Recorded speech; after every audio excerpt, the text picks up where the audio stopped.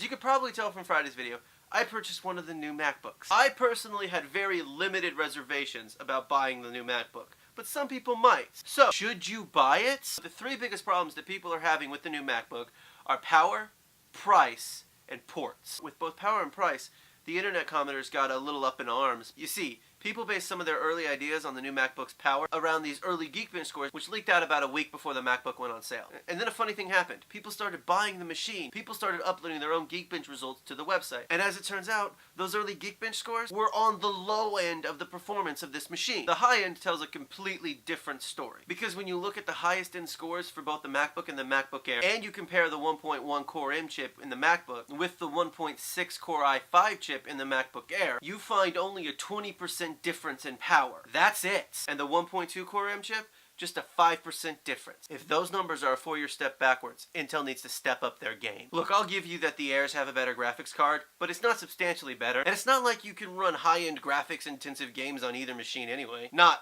well, at least. But what about price? The new MacBook at $1,300 is $400 more expensive than the 11-inch MacBook Air at its base configuration. However, that's an unfair comparison. The new MacBook comes stock with the 256GB hard drive and 8GB of RAM, whereas both base configurations for the Air start at a 128GB hard drive with 4GB of RAM. So what happens when you upgrade the hard drive and the RAM of the Air? Things get more expensive. When you upgrade the 11-inch, it's going to run you now $1,200.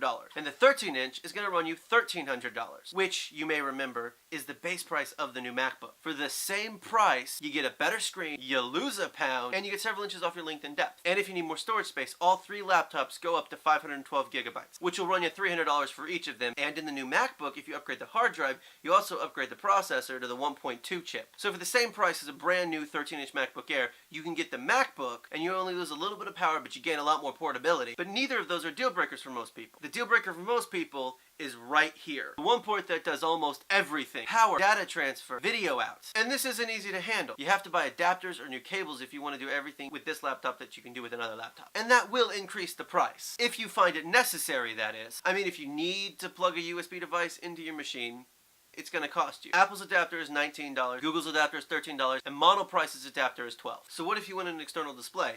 Well, you're going to have to buy Apple's $80 adapter. But it also happens to be the only adapter you're really going to need. It's got a power port, it's got the video out, and it has an extra USB port. But that's the situation as it stands today. The future does look much brighter. Despite claims that USB-C is a couple of years away from being truly useful, I suspect that by the end of the year, the one port thing won't be as big an issue. With big players like Apple and Google already pushing it with actual products, and other big players like Microsoft and HP and Dell and Intel being part of the USB-C group, more and cheaper adapters are bound to come. Just don't hold out hope that Apple's going to add another USB-C port. I mean, they might not, but don't hold your breath. If you can get past these three things or they don't bother you at all, the new MacBook might be right for you. Although it does depend on what you need. If you need a bigger screen or you need more power, the MacBook Pros might be where it's at. And if you absolutely have to have multiple ports, or specifically you need that Thunderbolt port for some reason, well then you might want to look at another Mac. And of course the 13-inch MacBook Air does have better battery life. And you know what? Holding out for Gen 2 might not be a bad idea. Skylake is coming, it's gonna get more powerful. Maybe they'll make a 14-inch one like their old iBook line,